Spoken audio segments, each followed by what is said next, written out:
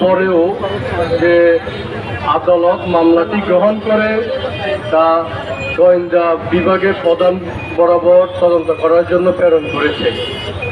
এটি আসলে আমরা দাবি জানাবো এই মামলা সহ অতীতে আগামীতেও যদি এই ধরনের কোনো মামলা হয় সাংবাদিকদের বিরুদ্ধে, সেটি যেন অন্তত সমন জারি করে, সরাসরি মামলাটি আমলে না নিয়ে সমন জারি করে, এটি আমরা আদালতের প্রতি আহ্বান জানাবো।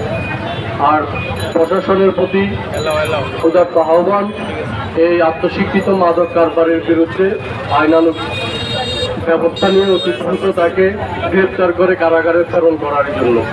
অন্যথায় সাংবাদিক ইউনিয়ন এই ঘটনার জন্য আমরা আগামীতে আরও কঠোর আন্দোলন কর্মসূচি গ্রহণ করব। পরিশেষে সবাইকে এখানে উপস্থিত হওয়ার জন্য ধন্যবাদ জানিয়ে আমি আমার কথা শেষ করলাম। ধন্যবাদ সবাইকে। আপনারা আপনাদের ধৈর্যের পরিচয় দিচ্ছেন, এতক্ষণ ধরে আসলে এই কাঠফাটা রোদের মধ্যে আপনারা এখানে দাঁড়িয়েছেন এবং প্রতিবাদ করছেন। এই মুহূর্তে একটু আসলে আপনাদেরকে শোনাতে চাই, ওই দিন রাতে যখন তাদের যে প্রতিবেদনটি তৈরি করার আগে কিন্তু এই মাদক কারবারিকে তিনি তাদের ফোন দিয়েছিলেন এবং ফোনে তিনি কি বলেছিলেন সেই অংশটুকু আমরা একটু আপনাদেরকে শোনাতে চাই।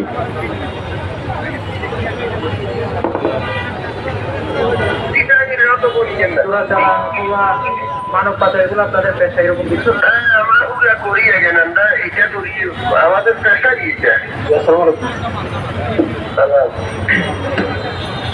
রঞ্জে ভালো আছেন? আছি আলহামদুলিল্লাহ। ভাইজান আমি তারেক বলছি। জি বলেন। এই জন্য একটু কষ্ট দিব কিছু তথ্যের জন্য মূলত আপনাকে ফোন দেয়া। বিষয়টা হচ্ছে বাইরে আপনি বাড়ি তো মনে হয় আমজাদহাটে বসছে না? জি জি। আচ্ছা ভাইজান, ইংরেজি যে আমজাদহাটের সীমান্তে আপনার বেশ কিছুদিন ধরে আমরা কিছু কাজ করছিলাম। সেখানে আপনার যে মাদক দ্রব্য বা মানব পাচার, গরু চোরাচালান থেকে শুরু করে এই ধরনের যে কাজগুলোতে আপনাদের একটা সংশ্লিষ্টতা আমরা এটা অভিযোগ রয়েছে আর কি। এই বিষয়ে আসলে বিষয়টা কি বা এই ধরনের কাজে আপনাদের সংশ্লিষ্টতা কতটুকু আছে?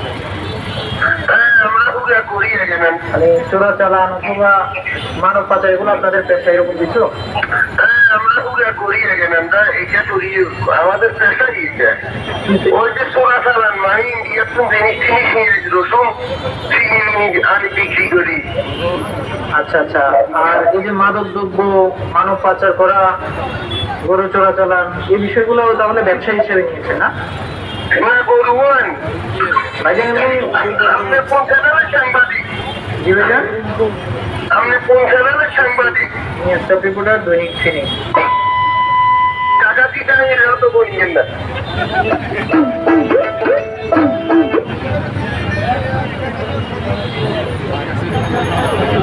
হ্যালো হ্যালো,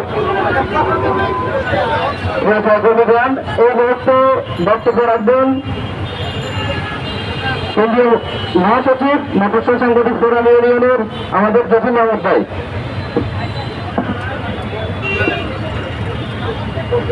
বিসমিল্লাহির রহমানির রহিম। আরিফুল আমিন রিজভীর বিরুদ্ধে মিথ্যা মামলা দায়েরের প্রতিবাদে মানববন্ধনের সম্মানিত সভাপতি, উপস্থিত সহকর্মীবৃন্দ এবং যারা শুনছেন,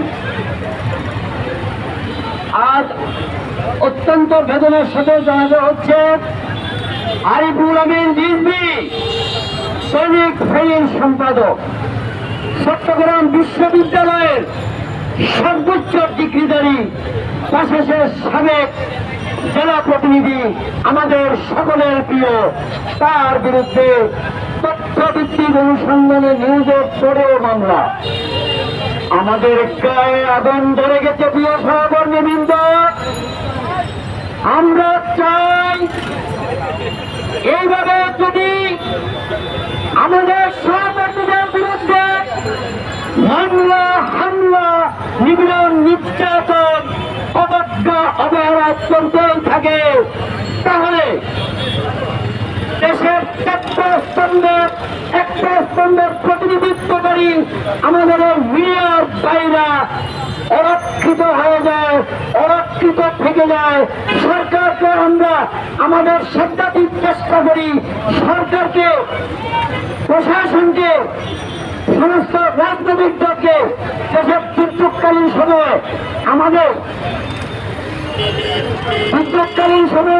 আমাদের মোহরের মাধ্যমে, আমাদের কোরআনের মাধ্যমে, আমাদের অনুসন্ধানী তথ্যের মাধ্যমে আমরা সহযোগিতা করে থাকি। আজকে জুনিয়র বিরুদ্ধে যে মামলা হয়েছে, এক মামলা তদন্ত দিয়েছে আমরা সরাসরি গ্রহণ করলে দিতেন, জীবিকে তদন্ত দিয়েছে, জীবিক তদন্ত করতে। আমি আশা করব ডিটেকটিভ ব্রাঞ্চ নিরপেক্ষ তদন্তের প্রেক্ষিতে এই মামলাকে একটা গতিতে নিয়ে আসবে।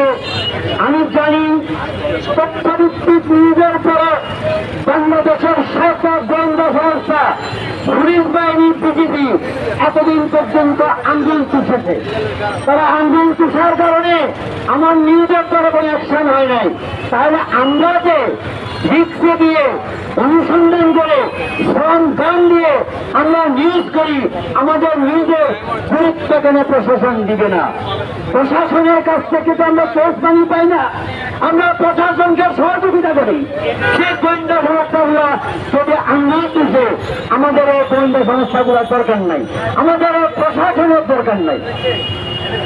আমি অনতিবিলম্বে এই মামলার সুস্থ তদন্ত সাপেক্ষে আদালতের প্রতিবেদন দাখিল করার জন্য ডিটেকটিভ ব্রাঞ্চকে অনুরোধ করব। পাশাপাশি মিথ্যা মামলা আনয়নের প্রেক্ষিতে তাদের একটা নোট দিয়ে আমরা সেই নোটের প্রেক্ষিতে তাদের বিরুদ্ধে মামলা করতে পারি। ধন্যবাদ সবাইকে। ধন্যবাদ জসিম ভাইকে। আপনারা কিছুক্ষণ আগেও আসলে শুনেছেন একটি অডিওতে শোনা গেছে তিনি মাদক কারবারে তিনি নিজে নিজ মুখে স্বীকার করেছেন যে তিনি এটি ব্যবসা করেন। এরপরে কিভাবে আসলে প্রশাসন নীরব থাকে, তাকে এখন পর্যন্ত গ্রেফতার করা হয়নি এবং সে নিজে আবার স্বতন্ত্র হয়ে সাংবাদিকের বিরুদ্ধে আদালতে মামলা করেন। আমরা এরপর এসে আবার প্রতিবাদে দাঁড়ালাম। এটা আসলে আমাদের একটি চিরায়ত নিয়ম হয়ে দাঁড়িয়েছেন। প্রিয় সহকর্মী, এই মুহূর্তে 1 মিনিটে প্রতিবাদ জানাবেন মামুনুর রশিদ ভাই, সম্পাদক আনন্দ তারকা।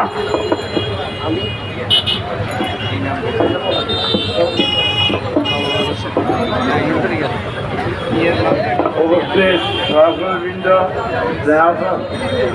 সভাপতি শাহাদ হোসেন, আমি তেমন কিছু বলবো না। বারবার কেন সাংবাদিকদের বিরুদ্ধে মামলা? 24-এর নির্বাচনে আমি প্রার্থী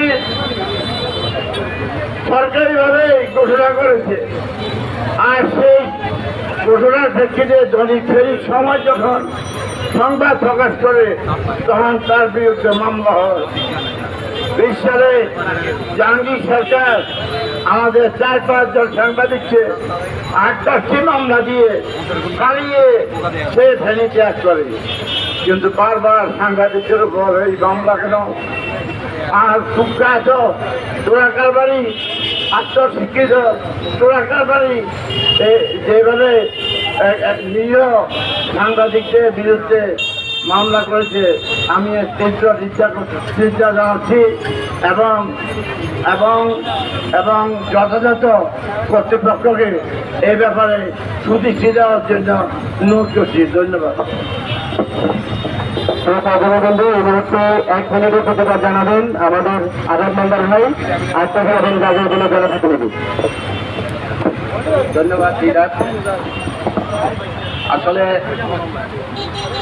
আমাদের দুঃখের বিষয় হলো 80 দশক দেখলাম, 90 দশক দেখলাম, 2000 দশকও দেখলে 21 শতক 80 পা দিয়েছে। ইনশাল্লাহ এই সংবাদকর্মী হিসেবে জনপদে এখনো আছি। বহু গডফাদার দেখেছে, মোস্তান দেখেছে, মাদক সম্রাটকে দেখেছে।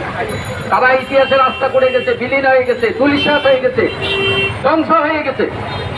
এ কুখ্যাত, এ কুলাঙ্গা, এ মাদক সেবী, সে নাকি ফেনীর সাংবাদিককে গণার নাকি তার টাইম নেই। সে ঢাকা সিটেন গণে না, ফেনী থেকে করবো আমরা। ফেনী থেকে তাকে তার 14 গোষ্ঠী, তার বাপদাদার 14 গোষ্ঠী ইজারা টেনে ছাড়বো ইনশাল্লাহ। আমরা তার খতিয়ানি যারা সবকিছু টেনে এসে তার সাথে যারা আঘাত করে চিনির ব্যবসা করে, পেঁয়াজের ব্যবসা করে, কোরবানি ট্যাক্সে গরুর ব্যবসা করে এবং মাদক ব্যবসা করেন, ফ্যান্সিডি করেন, ইয়াবা করেন, নারী পাচার করেন, আদম পাচার করেন, সবকিছুতে আপনি পাচার করেন, স্বীকার করেছে মিডিয়াতে। যাবেন কোথায়? আপনাকে কে কোন বাবা আপনাকে বাঁচাবে? কে রক্ষা করবে? আল্লাহ রক্ষা করবে না। এই জালিয়াতের আমরা দৃষ্টান্তমূলক শাস্তি দাবি করছি, বিদ্যমান প্রত্যাহারের দাবি জানাচ্ছি এবং এই বাদীকে 24 ঘন্টার মধ্যে গ্রেফতারের দাবি জানাচ্ছি। আল্লাহ হাফেজ, ধন্যবাদ, সালাম আলাইকুম। এই মুহূর্তে বক্তব্য রাখবেন এবি পার্টির সহ সাংগঠনিক সম্পাদক ইঞ্জিনিয়ার শাহানন্দ আবুল ভাই। বিসমিল্লাহির রহমানির রহিম। সাংবাদিকদের বিরুদ্ধে মামলার প্রতিবাদে আয়োজিত আজকের এই মানববন্ধনের সম্মানিত সভাপতি, প্রিয় সাংবাদিক বন্ধুগণ, বিক্ষুব্ধ ফেনীবাসী, আসসালামু আলাইকুম। আমরা দুদিন আগেও এখানে আমার দেশ পত্রিকার সম্পাদকের বিরুদ্ধে মামলার প্রতিবাদে মানববন্ধনে একাত্মতা প্রকাশ করেছি। আশা করেছিলাম বাংলাদেশের কোনো প্রান্তরে আর কোনো সাংবাদিক নির্যাতিত, নিগৃহীত অথবা মামলার শিকার হবে না, কিন্তু দুর্ভাগ্য দুদিন ধরে আমার প্রিয় ফেনীতেই সাংবাদিকেরা সত্য লেখার কারণে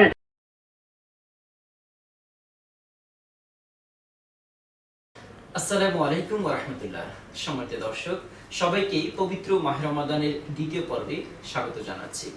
আলোকিত কর্তৃক আয়োজিত দ্বিতীয় পর্বে না, তো দ্বিতীয় রমজানে না স্বাগত জানাই। রমজানের দ্বিতীয় পর্ব, দ্বিতীয় দিবস একই কথাই বোঝায়। আচ্ছা ঠিক আছে, পর্ব তো এর পর দ্বিতীয় পর্ব আচ্ছা প্রোগ্রাম। ঠিক আছে, আবার বলতেছি। হ্যাঁ, প্রথম থেকে। আসসালামু আলাইকুম ওয়া রাহমাতুল্লাহ। আলোকিত গ্রুপ কর্তৃক আয়োজিত পবিত্র মাহে রমাদান উপলক্ষে ইসলামিক আলোচনা অনুষ্ঠান বরকতময় রমাদানের দ্বিতীয়তম পর্বে সবাইকে স্বাগত জানাচ্ছি। সম্মানিত দর্শক, আলোকিত গ্রুপের সম্মানিত এমডি জনাব সিদ্দিক আল মামুনের পরিকল্পনায় পুরো অনুষ্ঠান জুড়ে সঞ্চালনায় আছি আমি মোহাম্মদ আসগর হোসেন আতিক। পবিত্র মাহে রমাদানের দ্বিতীয় পর্বে, পবিত্র মাহে রমাদানের দ্বিতীয় দিবসে, বরকতময় রমাদানের দ্বিতীয় পর্বে মিডিয়া পার্টনার হিসেবে রয়েছে ফেনীর প্রত্যয় ও তালাশ সংবাদ। স্পন্সর করেছে রোম কর্পোরেশন লিমিটেড ও রোম ফুড ইন্ডাস্ট্রিজ লিমিটেড। সুপ্রিয় দর্শক, পবিত্র মাহে রমাদানের দ্বিতীয় দিনে রোজার নিয়ম নীতি তথা মাসালা নিয়ে আলোচনা করবেন মদিনাতুন নূর হিফজ মাদ্রাসার সম্মানিত প্রিন্সিপাল হযরত মাওলানা আরফান উদ্দিন। আসসালামু আলাইকুম ওয়া রাহমাতুল্লাহ। ওয়া আলাইকুম আসসালাম ওয়া রাহমাতুল্লাহি ওয়া বারাকাতুহু। সম্মানিত মুহতারাম, কেমন আছেন? আলহামদুলিল্লাহ, ভালো আছি। আলহামদুলিল্লাহ। আপনাকে মাহে রমাদানের দ্বিতীয় দিনে বরকতময় রমাদান প্রোগ্রামে স্বাগত জানাচ্ছি। সম্মানিত দর্শক, আমরা পবিত্র মাহে রমাদানের কাঙ্ক্ষিত এই দিনে আজকে আমরা দ্বিতীয় দিনে উপবাস থেকে ইফতারের পূর্ব মুহূর্তে আপনাদের সামনে হাজির হয়েছি। পবিত্র কোরআন ও হাদিস থেকে রোজা রাখার এবং রোজার যে নিয়ম নীতি মাসালা রয়েছে সে সম্পর্কে কিছু আলোচনা শোনার জন্য আমাদেরকে আজকে আলোচনা শোনাবেন হযরত মাওলানা আরফান উদ্দিন। সম্মানিত শাইখ, আমরা আপনার মাধ্যমে জানতে চাই এবং দর্শকদেরকে জানাতে চাই যে পবিত্র মাহে রমাদানের এই দিবসগুলোকে আমরা কি কি নিয়ম পালন করি, কোরআন এবং হাদিসের আলোকে আমরা কোন কোন নিয়ত এবং ইফতারি কিংবা সেহরির যে সকল নিয়ত রয়েছে শরীয়তের দৃষ্টিতে সেগুলো আমরা কিভাবে পালন করব। আলহামদুলিল্লাহ, আসসালাতু ওয়াসসালামু আলা রাসূলিল্লাহ। ফেনীর প্রত্যয় এবং আলোকিত কর্তৃক আয়োজিত আজকে বরকতময় রমজানের আলোকিত গ্রুপ, আলহামদুলিল্লাহ, আসসালাতু ওয়াসসালামু আলা রাসূলিল্লাহ। আলোকিত গ্রুপ কর্তৃক আয়োজিত বরকতময় রমাদান উক্ত প্রোগ্রামের সম্মানিত সঞ্চালক এবং উপস্থিত সম্মানিত দর্শক শ্রোতা, আসসালামু আলাইকুম ওয়া রাহমাতুল্লাহি ওয়া বারাকাতুহু। আমরা মাহে রমজান আমাদের সামনে চলছে, দ্বিতীয় রমজানে আজকে আমরা উপনীত হয়েছি। এই রমজান মুবারকে সবাইকে শুভেচ্ছা জানাচ্ছি, রমজানুল মুবারক। আমরা রমজানের জন্য সবচেয়ে গুরুত্বপূর্ণ যে দুইটি কাজ আমাদের সবার সাথে জড়িত, সাহারি এবং ইফতারি। এই দুটি বিষয়ের ক্ষেত্রে আরও কিছু মাসালা রয়েছে যেগুলো আমাদের জানা খুবই প্রয়োজন, কিন্তু আমরা দেখা যায় এই মাসালাগুলো সঠিকভাবে না জানার কারণে আমাদের রমজানের রোজা আমরা কষ্ট করে রাখি, কিন্তু সেটা আমরা শেষ ওয়াক্ত থেকে আমরা বঞ্চিত হই, সফল এবং সফলতার ক্ষেত্রে অনেকটা বাধা হয়ে যায়, অনেক ক্ষেত্রে বাধা হয়ে থাকে। এবং আমাদের কিছু কিছু মাসালা আছে একদম সহজ, সেই বিষয়গুলোকে আমরা অনেক কঠিন মনে করি, যার কারণে দেখা যায় আমাদের জন্য সেটা অনেক বড় ধরনের বাধা হয়ে দাঁড়ায়, আমল থেকে বিরত হয়ে যায়, বিরত হয়ে যায়। যেমন না জানার কারণে। না জানার কারণে যেমন আমাদের একটি রয়েছে রোজার নিয়ত। এই নিয়তটি অবশ্যই রমজানের জন্য রোজা নিয়ত করতে হবে, কারণ প্রত্যেকটি কাজের জন্য নিয়ত প্রয়োজন, নিয়ত ছাড়া কোনো কাজ হবে না। আর রমজানের রোজা নিয়তের জন্য হাদিস আল্লাহ রাসূল বলছেন, তোমরা সাহরি খাওয়ার আগে অর্থাৎ সুবে সাদেকের পূর্বে তোমরা রমজানের নিয়ত করো। নফল নিয়তের রোজার ক্ষেত্রে দিনের বেলায় নিয়ত করলে চলবে, কিন্তু ফরজ রোজার ক্ষেত্রে অবশ্যই সুবে সাদেকের আগে নিয়ত করতে হবে। এখন সেই নিয়তটা কিভাবে করবো? আমাদের দেশে একটা প্রচলন আছে, আমরা মনে করি যে নাওয়াইতু হুসাইলে নাওয়াইতু আসুমা গাদান, এইভাবে মনে হয় নিয়ত করার একটা দোয়া বা নিয়ত আলাদা তৈরি করা আছে, কিন্তু অথচ এটা কিন্তু হাদিস দ্বারা সাব্যস্ত নয়। এটাকে হাদিসে যেটা বলা হয়েছে যে আমি আগামীকাল রোজা রাখবো, এটা মনে মনে স্থির করা, মনে প্রাণে দৃঢ়তা স্থিরতা নিয়ে আসা, যে আমি আগামীকাল রোজা রাখবো, এটা মনে মনে স্থির করাটা হচ্ছে নিয়ত। এটা নিয়তের বাংলাটাই হচ্ছে সংকল্প করা, ইচ্ছে করা, এরাদা করা, আমি আগামীকাল রোজা রাখবো, এটি হচ্ছে যে শুধুমাত্র নিয়ত। এবং এটার জন্য আবার আর একটা ব্যাখ্যা বলা হয়েছে যে আমরা যখন সাহারি খেলাম, সাহারি খাওয়ার কারণেই সাহারিটা যে রোজা রাখার জন্য খেয়েছি,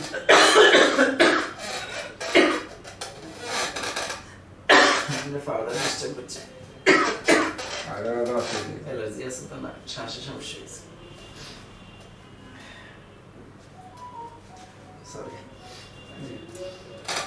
সাহারিটা যেহেতু আমরা রোজা রাখার জন্য খেয়েছি, এই জন্য ওই সাহারি খাওয়াটাই নিয়ত থেকে শুরু করে।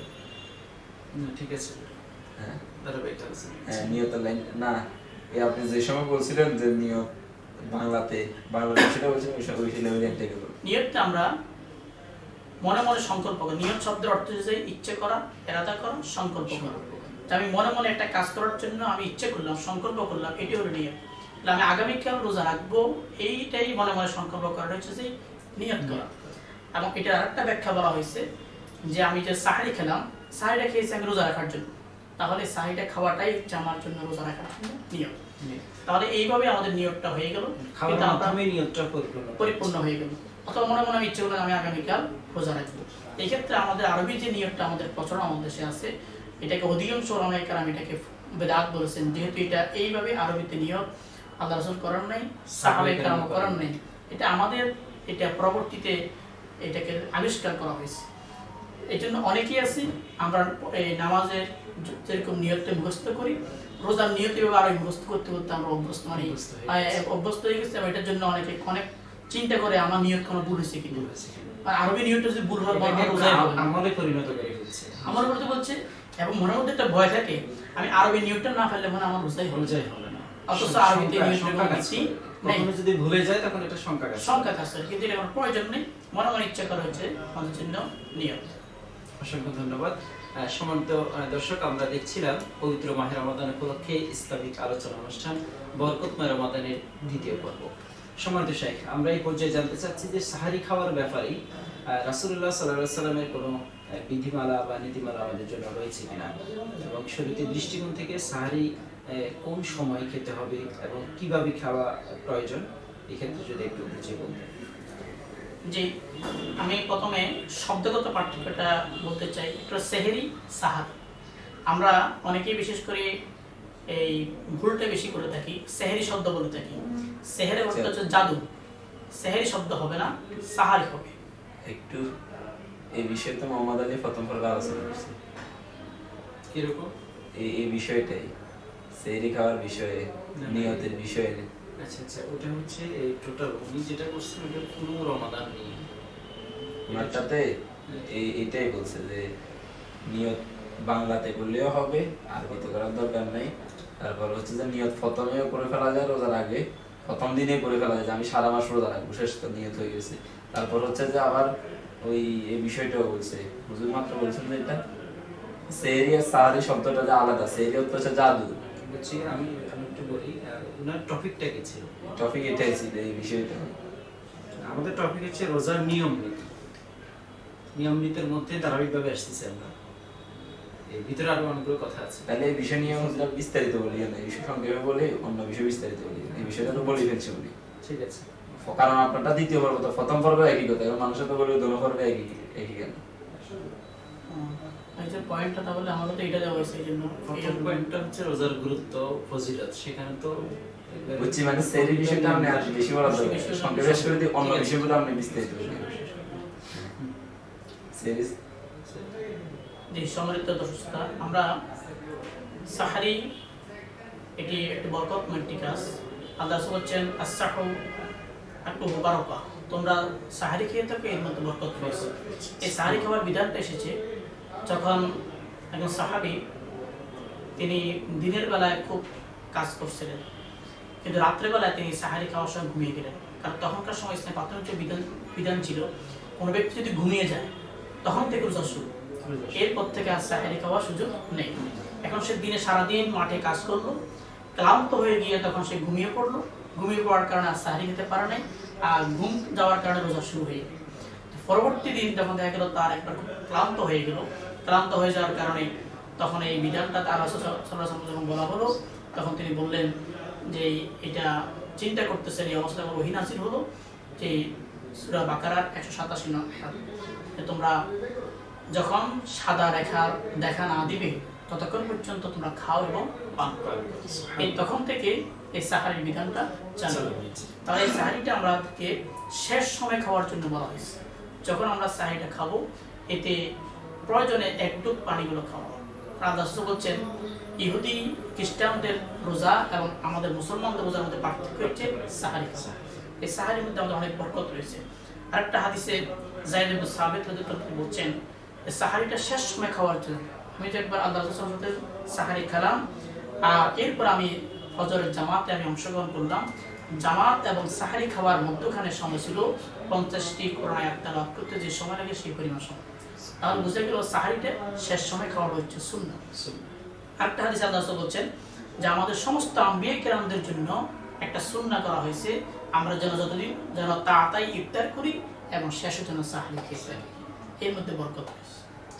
সুমন্ত সাহেব অসংখ্য ধন্যবাদ। এই পর্যায়ে আমরা অনুষ্ঠানের শেষ পর্যায়ে এসেছি। এই পর্বের আপনার কাছ থেকে সর্বশেষ জানার বিষয় হচ্ছে ইফতার এবং রোজাদারদের ক্ষেত্রে যে ইফতার করানো, সাহারি খাওয়া, সাহারি করানো, এই বিষয়ে সাহারির বিষয়ে বলছেন ফজিলত সম্পর্কিত।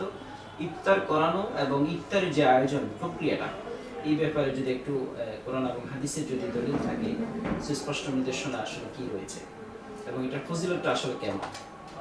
যে আমাদের রমজানের জন্য সবচেয়ে একটা গুরুত্বপূর্ণ বিষয় হলো ইফতার। কারণ রোজাদার জন্য আল্লাহ রাসূল বলেছেন দুইটি খুশি রয়েছে, একটা হচ্ছে ইসসামি ফারহাতান, ফারহাতুন ইনদা ফিতরিহি ওয়া ফারহাতুন ইনদা লিকাই রাব্বিহি। একটা ইফতারের সময়, একটা যখন আল্লাহর সাথে যখন রোজাদার সাক্ষাৎ করবে তখন আরেকটি সময়। এই ইফতারটা আমরা যদি করে থাকি, ইফতারটা করতে হবে একবারে খুব তাড়াতাড়ি করে। আমরা অনেকে মনে করি আজান হয়ে গেছে, একটু দেরিতে মনে হয় ইফতার করলে মনে ভালো হবে, সওয়াব হবে, বলছে না। আল্লাহ যতক্ষণ পর্যন্ত লা ইয়াসারুন নাস বিখাইরি মা আজ্জালুল ফিতর, ততক্ষণ পর্যন্ত মানুষ ইফতারটা তাড়াতাড়ি করবে, ততক্ষণ তার বরকতপূর্ণ থাকবে। তার বরকত হচ্ছে তাড়াতাড়ি ইফতার করা। এবং এই ইফতারের জন্য যারা যে ব্যক্তি ইফতার করবে, সেই ব্যক্তি যদি অপর ভাই করে ইফতার করায়, তাহলে তার আমলনামায় সমপরিমাণ সওয়াব দেওয়া আছে। আল্লাহ বলছেন মান ফাত্তার সাইমান কানা লাহু মিসলা আজর, যে ব্যক্তি কাউকে কোনো ভাই রোজার ভাইকে ইফতার করালো, সে ব্যক্তির সমপরিমাণ সওয়াব পাবে। লা ইয়ানকুসু মিন আজরি সাইমি শাইয়ান, কিন্তু এই ক্ষেত্রে রোজাদার ব্যক্তির যিনি ইফতার করাবেন তার সওয়াবের কোনো কমতি হবে না। তাহলে আমি যদি আরেকজন ভাই যদি ইফতার করাই, তাতে কিন্তু আমি অনেক সওয়াবের ভাগী হব। সেই ক্ষেত্রে তাকে যে অনেক বিশাল পরিমাণ সওয়াবের আইটেম দিতে, এই ইফতার আইটেম দিতে হবে সেটা এমন না। এক্ষেত্রে যদি আমি এমন করি যে আমার পরিবার এবং আমাদের বাড়িতে অথবা আমার বিল্ডিংয়ে যেখানে যারা আছে, আমি ইফতারের যে কোনো একটা আইটেম যদি তাকে পৌঁছাই, অথবা একটা খেজুরের আইটেমটা তাকে দিলাম, হ্যাঁ, অথবা তাকে আমি শুধুমাত্র একটা পেঁয়াজও দিলাম, অথবা তাকে একটা কোনো একটা ফল দিলাম, যে কোনো একটা আইটেম যদি দিতে পারি, তাহলে আমি পুরো ইফতারি সব আমি পেয়ে যাই। অসংখ্য ধন্যবাদ। সম্মানিত শাইখ, এই পর্যায়ে আমরা জানতে চাচ্ছি যে পবিত্র মাহে রমাদানে আমরা অনেকে অনেক সময় ভুল করি। রোজা ভেঙে যাওয়ার যে অনেকগুলো কারণ রয়েছে, আমরা অনেকে জানি না। আপনি যদি একটু শরীয়তের দৃষ্টিভঙ্গি দিক থেকে রোজা ভেঙে যাওয়ার যে কারণগুলো, এগুলো যদি একটু বলবেন। যে রোজা ভঙ্গের যে সমস্ত একটা রোজা ভঙ্গ হয়, যেমন ইচ্ছাকৃতভাবে পা হাত আস্তে সহবাস করা, এরপরে ইচ্ছাকৃতভাবে পানি গিলে ফেলা, এরপর ধূমপান আগরবাতি এগুলো ইচ্ছাকৃতভাবে গ্রহণ করা, দাঁতের ফাঁকে যদি কোনো খাদ্যদ্রব্য বস্তু গিলে থাকে এটাকে জিহ্বা দিয়ে বের করে এটাকে গিলে ফেলা, এবার থুতু মুখের মাঝে জমিয়ে গিলে ফেলা। এরপর হচ্ছে আমাদের আমাদের যে সমস্ত খাবারের বিকল্প ইনজেকশন গ্রহণ করা, যে ইনজেকশনটা আমি যদি গ্রহণ করি এটা আমার খাদ্য সংকরণ, এটা আমার খাদ্যের ঘাটতি পূরণ করবে, আমার শরীরের মধ্যে গ্লুকোজ এনার্জি সৃষ্টি করবে। অর্থাৎ খাদ্যের বিকল্প যে ইনজেকশন গ্রহণ করে অথবা স্যালাইন গ্রহণ করে এটার মধ্য দিয়ে রোজা ভঙ্গ হবে। তবে যে ইনজেকশনটা আমরা শরীরের মধ্যে মাংসের মধ্যে পুশ করি এটাতে রোজা ভঙ্গ হবে না, কারণ এটা আমার পাকস্থলীতে যাবে না, এটা আমার শির প্রসারের মধ্যে থাকবে। এই জন্য মাংসের মাঝে যদি ইনজেকশন গ্রহণ করে স্যালাইন গ্রহণ করে তাতে রোজা ভঙ্গ হবে না। কিন্তু হ্যাঁ, এটাও ভঙ্গ হবে ওইটাই যদি আমি ওই স্যালাইনের মাধ্যমে ইনজেকশনের মাধ্যমে যে আমার খাদ্যের বিকল্প এনার্জি যদি গ্লুকোজ সৃষ্টি হয়, এনার্জি সৃষ্টি হয়, তাহলে রোজা ভঙ্গ হবে। আর না হয় স্বাভাবিকভাবে যদি আমি ইনজেকশন অথবা স্যালাইন দিয়ে থাকি রোজা ভঙ্গ হবে না। আর থুতু যেটা আমরা অনেকে আছে রমজান মাসে যখন আসে থুতু ফেলতে ফেলতে আমাদের গলা শুকিয়ে ফেলে, এটা কিন্তু ভুল। উপবাস যে সে আছে এটা যেন সবাইকে দেখাচ্ছে। বা অনেকে ভয় করে আমি মনে হচ্ছে একটা যদি গিলে ফেলি, থুতুরে গিলে ফেলি, মনে হয় যেন আমার রোজা ভঙ্গ হবে। স্বাভাবিকভাবে থুতু গিলে ফেললে রোজা ভঙ্গ হবে না। তবে এই ক্ষেত্রে যদি কোনো ব্যক্তি মুখের মধ্যে স্যাপগুলোকে অনেক করে জমাই ফেলে, এগুলো খেয়ে ফেলে, এগুলো কোনো কোনো ফোকায়কেরাম বলছেন মাকরু হবে, আবার কোনো কোনো ফোকায়কেরাম বলছেন রোজা ভঙ্গ হয়ে যাবে। এই জন্য মুখের মধ্যে থুতু গিলে জমে বেঁধে গিলা যাবে না, বরং এটাকে স্বাভাবিকভাবে গিলা যাবে। এর জন্য আমরা এই কিছু কিছু কারণ আছে, যেমন আমরা অনেকে মনে করি যে আতর দিলে অথবা সুগন্ধি ব্যবহার করলে রোজা ভঙ্গ হবে, তেল দিয়ে রোজা ভঙ্গ, এটা মনে করি ভুল। এগুলো করলে কখন রোজা ভঙ্গ হবে না। এবারে ক্ষতস্থানে যদি আমরা ওষুধ ব্যবহার করি এতে রোজা ভঙ্গ হবে না, কারণ ক্ষতস্থানে যেটা আমরা ওষুধ দিয়ে থাকি এই ওষুধগুলো আমাদের পাকস্থলীতে আসবে না, ওটা ওই জায়গার জন্য নির্ধারিত। এই জন্য ক্ষতস্থানে যদি আমরা ওষুধ দিয়ে থাকি এতে কোনো রোজা ভাঙবে না। আর যদি আমাদের স্বাভাবিকভাবে বমি হয় অসুস্থতার কারণে এতে কোনো রোজা ভঙ্গ হবে না। হ্যাঁ, যদি কেউ ইচ্ছাকৃতভাবে বমি করে তাহলে রোজা ভঙ্গ হয়ে যাবে। এবার আমরা যদি কারো যদি সারা শরীর থেকে স্বাভাবিকভাবে রক্ত বের হয়, কাটা যায়, এতে কোনো অবস্থায় রোজা ভঙ্গ হবে না। হ্যাঁ, যদি কোনো ব্যক্তি কাউকে রক্ত দিতে গিয়ে এমন হয় যে রক্ত বেশি দিয়ে ফেলছে, তাহলে সে দুর্বল হয়ে যায়, এই অবস্থা মাকরু বলা হয়ে যায়, তাতেও রোজা ভঙ্গ হবে না। কারণ এক্ষেত্রে রোজাদার ব্যক্তি তার জীবন প্রাণনাশের ভয় থাকতে পারে অতিরিক্ত রক্ত দেওয়ার কারণে। এই জন্য কাউকে যখন রক্ত দিবে তাহলে সেটা অবশ্যই তার শরীরের ক্যাপাসিটি আলোকে নির্ণয় করে যে আমার শরীর ঠিক আছে, ফিট আছে, রক্ত দিলে আমার শরীর ক্লান্ত হবে না, এক্ষেত্রে দেওয়া যাবে, এতে কোনো সমস্যা হবে না। এরপরেও আমরা অনেক সময় দেখি যে কিছু কিছু ক্ষেত্রে আমরা অনেক সময় লক্ষ্য করি, বিশেষ করে যখন গোসল করতে যায়, তো পুকুরে যখন যারা গোসল করে অথবা মগ দিয়ে পানি ঢেলে গোসল করছে, কোনো কারণে যদি তার মুখের ভিতরে পানিটা ঢুকে যায়, পেটে চলে যায়, এই অবস্থায় শরীরে নির্দেশন তার কি রোজা আদৌ আছে না? হ্যাঁ, যদি যেহেতু ইচ্ছাকৃতভাবে হয়নি এই জন্য তার রোজা কোনো ভঙ্গ হবে না, কোনো সমস্যা হবে না।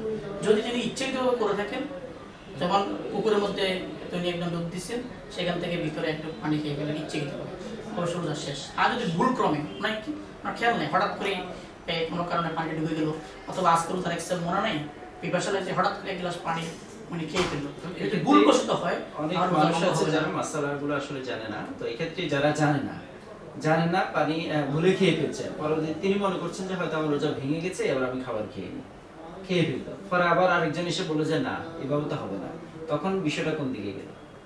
হ্যাঁ, এটা অবশ্যই যিনি ওনাকে এটা ক্লিয়ার রাখতে হবে, ভুলবশত কোনো খাবার খেলে, ভুলবশত পানি পান করলে রোজা ভঙ্গ হবে না। ভুলের কোনো এটার জন্য কোনো সমস্যা নেই, তার রোজা বাকি আর কিছু না খেয়ে উনি চেষ্টা করবে মুখে নিচ্ছে, যদি গিলে ফেলো তো গিলে ফেললো, যদি মুখে থাকে পেরে দিতে হবে, যখন জানছে সাথে সাথে পেরে দিতে হবে।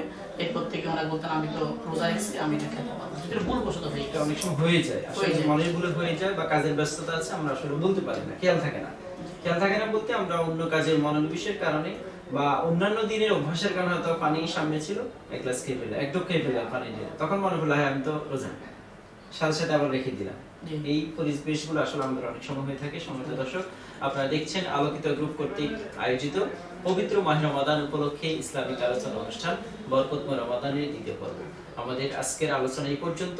আগামী পর্ব দেখার আমন্ত্রণ জানিয়ে এখানে শেষ করছি। সবাই ভালো থাকবেন, সুস্থ থাকবেন। আসসালামু আলাইকুম ওয়া রাহমাতুল্লাহ।